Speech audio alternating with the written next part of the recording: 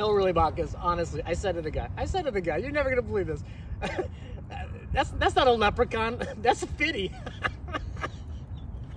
He was so rich, honestly. You should have been there, man. Would have loved it. Pete, yeah. Yeah, Nick. Okay, here we go. Yeah, work time. Okay, everybody, it's March. My favorite St. Paul little leprechauns, my shamrocks out there. This is your Cellar Series description. As always, 6 kind of great new wines. Some wines that are brand new into the state. Some wines that are very limited that we took everything we could get. Really, really lovely stuff. So it's March. We're outside. Like it feels really, really nice out right now. And this weekend is supposed to be like silly warm. So so we're kind of moving into some fun whites, but we're kind of like maybe saying goodbye to some of these colder temps. I know I'm gonna regret saying that. It's probably gonna be freezing cold in 2 weeks. But we have 4 reds here to kind of like send a little kiss off to the colder months of winter where we really kind of drink red. So, okay, the Loire. This is a wine from Muscadet-Sevret-Mine, and this area is extreme Western Loire. It's where like the town of Nantes kind of opens up to the Loire, kind of opens up to the Atlantic, and in that area there's an amazing kind of shelf of granite soils. And not a whole lot of like organic matter on top of it. So it's at the confluence of these 2 little tributaries to the Loire. And this is a single vineyard site, a clos, but a really, really important old vine site for Melon de Bourgogne. That's the name of the grape. Some people just call it Muscadet, but it's really Melon de Bourgogne. Yeah, super mineral, super crisp, like salty. Like these are really, really fresh, refreshing wines. Very much aperitif, shellfish. Like this is the ultimate like oyster wine. Like that and like a martini. So yeah, love it. New to us. So 50, yeah, did I say 55-year-old wines? Like good sight. Anyways, moving on. This is Franz Goyer. Goyer makes wines outside of Bolzano, in the Alto Adige, like the extreme, the Südtirol, kind of that amazing, kind of valley that runs north-south, up and over the Alps from Italy to Austria. And this is his Weissburgunder, meaning the white wine from Burgundy, also known as Pinot Blanc or Pinot Bianco. Goyer is making some of the great red wines of the area. He's part of this like gang of 4, like this group of really high quality estate bottlers, which there's not many of them up in this area. Honestly, it's a lot of co-op and a lot just larger producers, if they're making wines at all. So this is lovely Pinot Blanc. I'm a big fan of Pinot Blanc from this area. I think it is the white grape variety of northern Italy, this part of northern Italy. Today's leap day.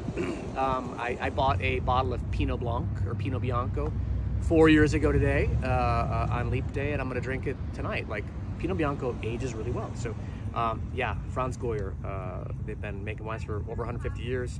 Really, really love the estate. Moving on to Burgundy, southern Burgundy, the region of Beaujolais. This is a producer that's new to us, Domaine des Marans, and they're a producer in Fleury. Fleury being like one of my absolute favorite terroir anywhere in wine. Though this wine comes from a vineyard called Courcelette in the village of Morgon, a little bit further south from Fleury. Single vineyard site. Old school winemaking here, like it's semi-carbonic, all whole cluster.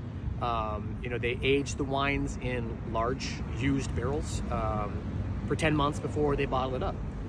And the site and the vintage, kind of do most of the talking. 22 is a warmer vintage. There's texture, there's weight, it's a nice wine. Honestly, it's great Gamay. And I really like Gamay when it's done well. I don't like all Gamays, like they're not all great. Pinot Noir like makes a pretty strong case for being like, I'm always gonna be better than you, but not always the case, and especially with this producer here. So lovely new wine into the state of Minnesota. So speaking of new, this is Guccione, and this is a producer that was introduced to me by the sommelier Liz at Dario.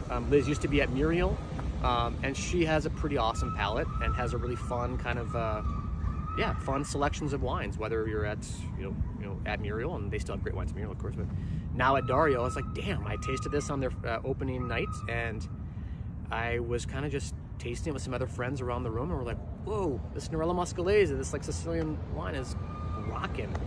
So didn't know anything about it, texted the importer, and he's like, yeah, it's limited, but we can get you some. So here it is. Very small estate. This is relatively young vines here, all biodynamic, unfined, unfiltered. It's from an estate kind of in the wild reaches of Western Sicily, kind of like out near Marsala, south and west of Palermo.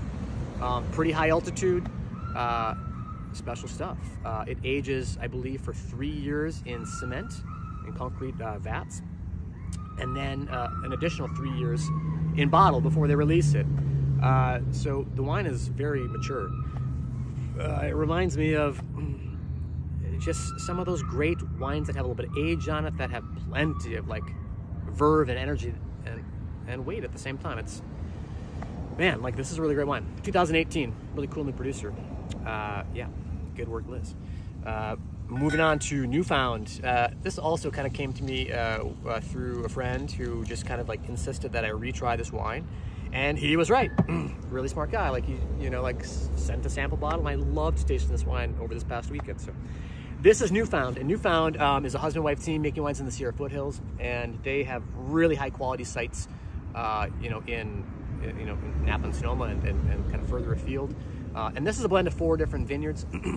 It's not all Grenache. There's a little bit of Syrah from a great site. There's a little bit of Cunoise from Napa Valley. It's a really, really cool wine. Really like it. Very small production. Many of these are only like 100 case, a couple 100 cases total production. Tiny. Ripe, fresh, like resonant red fruit. What I love about wines in a lot of ways, like as wines get ripe, they kind of always take on those spicy black fruit qualities, which nothing wrong with that. But when a wine has texture and weight and spice, but it retains that red fruit, that like warm strawberry cherry thing, it's like, whoa, this wine rocks. That wine rocks. Finishing up with Joey Tensley. Joey Tensley has been making wine since the late 90s in Santa Barbara, kind of in Los Olivos. This is like sideways country. It's like Pinot Noir country. But they grow Syrah there as you get a little bit further east, a little bit further north. This is where Coupe is as well. I mean, there's a handful of really, really great Syrah producers there.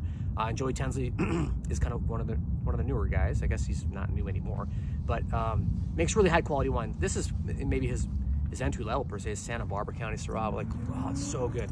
And it's a killer value, honestly. Like what you're paying for this in this feature, like you're getting it at like half the price that if you were to buy it at the winery. Damn, really, really good value here. So I'm a sucker for California Syrah. Like, I really like it. I understand how Northern Rhone Syrahs like aren't for everybody. Like, I get that. But California Syrah like tends to bring just a little bit more kind of round, rich black fruit. It's just delicious. So that is the Cellar Series description for March 2024. Man, here comes the sun. Like, I'm super excited. So you can pick this up starting tomorrow, the first weekend. Happy Leap Day. This is special. Be on the lookout for a subscription-based aspect to this service. We've been talking about it forever, but we're really going to try to like roll it out sometime, hopefully next month, to kind of celebrate our 4th anniversary. So just be on the lookout for that. And we hope you enjoy these warmer climes. So enjoy the weekend, enjoy the month.